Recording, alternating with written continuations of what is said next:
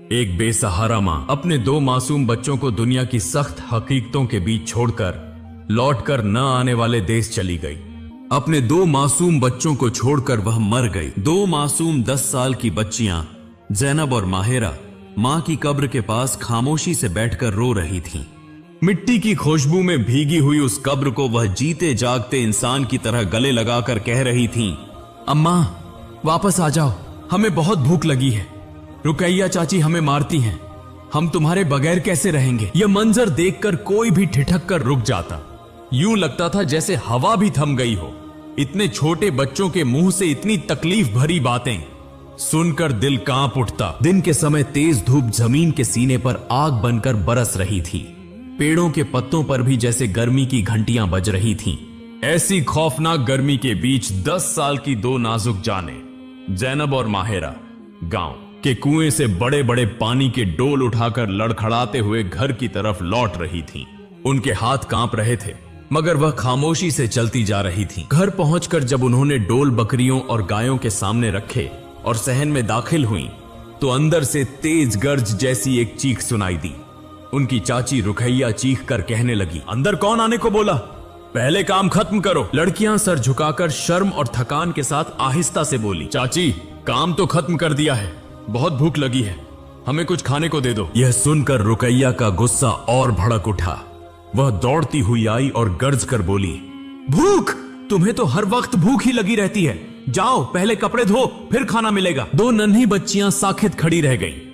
उनकी आंखों के किनारों पर जमा आंसू खामोशी से जमीन पर टपकने लगे, जैसे उनका बेआवाज दर्द भी किसी को दिखाई न देता हो। रुकैया की बात सुनकर नन्ही दोनों बहनें जैनब और माहिरा भूख से कांपते हाथों से फिर कपड़े धोने लगी। उनकी जिंदगी गोया हर दिन उन्हें नई कड़ी आजमाइश में डाल देती थी। हर लम्हा पहाड़ की तरह भारी था। सिर्फ 1 महीने पहले उनके माँ बाप इस दुनिया से रुखसत हो चुके थे। माँ की ममता, बाप की मोहब्बत, सब कुछ खोकर वह अचानक तन्हा हो गई।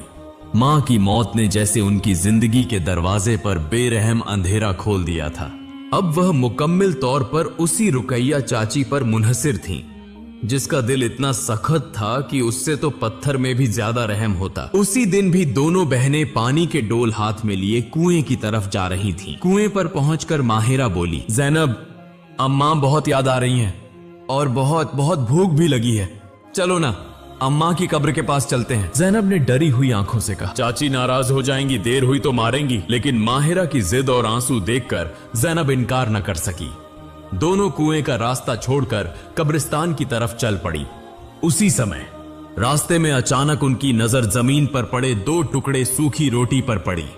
वह झुककर उन्हें उठा ली। भूख की शिद्दत जितनी थी उतनी ही रिज़्क़ के लिए शुक्रगुजारी भी। अल्लाह जो देता है वह हराम नहीं, यह बात वह बचपन से जानती थी। रोटी हाथ में लेकर जब वह माँ की कब्र के पास पहुंची तो उनकी आंखों के आंसू रुकने का नाम नहीं ले रहे थे। 2 नन्ही हस्तियां उस ठंडी मिट्टी पर हाथ रखकर रोने लगी। अम्मा वापस आ जाओ ना, तुम्हारी बेटियां तुम्हें बहुत याद करती हैं, हमें बहुत भूख लगती है, चाची बहुत मारती हैं। अम्मा तुम कहाँ हो? उनकी सिसकियों और फरियाद में जैसे हवा भी बोझिल हो गई। काफी देर बाद वह फिर कुएं से पानी भरकर घर लौट आईं। दरवाजे में कदम रखते ही चाची रुकैया जोर से चीख कर बोली, अभी तक इतनी देर क्यों, क्या कर रही थी? जैनब ने सर झुकाकर कहा, चाची कुएं पर बहुत सी औरतें थीं, इसीलिए थोड़ी देर हो गई। रुकैया ने झिझलाकर कुछ सूखा खाना उनकी तरफ धकेल दिया। दोनों बहनों ने शुक्रगुजारी भरी आंखों से अल्हम्दुलिल्लाह कहा और बावर्ची खाने में बैठकर खा लिया। दिन उसी तरह गुजरते जा रहे थे। भूख, मारपीट, खौफ और अजाब के बीच यूं कई दिन गुजर गए। एक सुबह सवेरे माहिरा शदीद बीमार पड़ गई। रात भर वह खांसती रही, बुखार में जलती रही। उसके पास पूरी रात जाग कर बैठी रही जैनब। सर पर गीला कपड़ा रखे नन्हे हाथों से प्यार करती दुआएं पढ़ती रही। सुबह होते ही जैनब दौड़ कर गई और बोली, चाची माहिरा की तबीयत बहुत खराब है, बुखार है, खांसी हो रही है। रोते हुए जैनब ने फिर कहा, चाची माहिरा की हालत बहुत खराब है, बुखार भी है, खांसी भी, प्लीज उसे डॉक्टर को दिखा दें। रुकैया ने तेवरी चढ़ाकर तेज लहजे में कहा, डॉक्टर तुम्हारे पास पैसे हैं? तुम जैसे मनहूसों को कुछ नहीं होता, जाओ अपना काम करो, खुद ही ठीक हो जाएगी। यह अल्फाज छुरी की तरह तेज थे।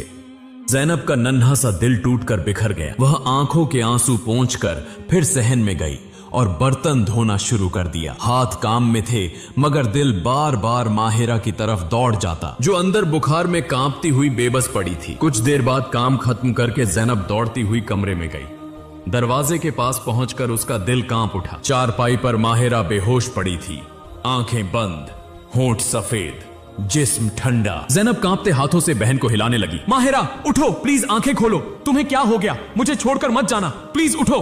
यूं ही चीखती रही। उसकी फरियाद सुनकर रुकैया दौड़ती हुई आई। नब्ज छूते ही सब समझ आ गया।